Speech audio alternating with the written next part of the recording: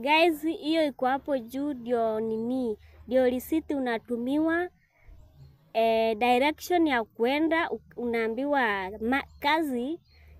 kazi ni Monday to Friday Kasarani.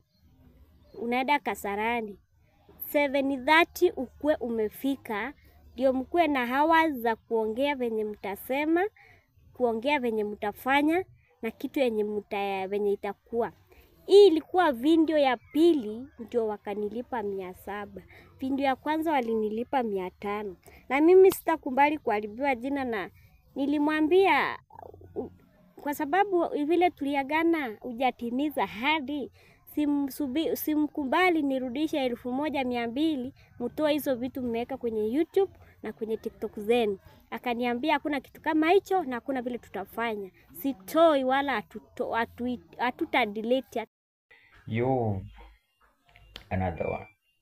Wewe ukijikuta unaamini Comrade Flavor na loyalty test zote, wewe jua tu ni uongo. Hizo vitu gani scripted. Hao watu wanalipwaga waweze cause chaos. Kwanza wanajifanya couples alafu wana cause chaos, videos ziende viral. Like this lady alilipwa 1200 lakini jina lake liliharibiwa.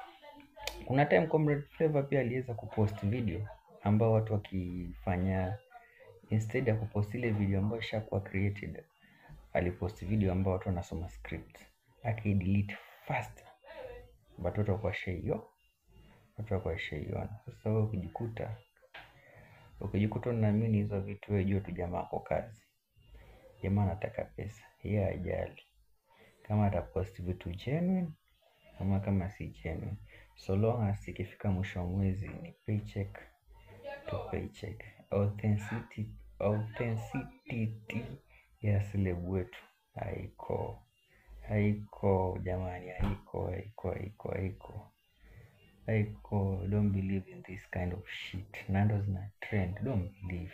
Unajua zina trend kwa sababu gani? Script zao zote wameweka kwamba lazima iwe na argument. And don't forget to subscribe.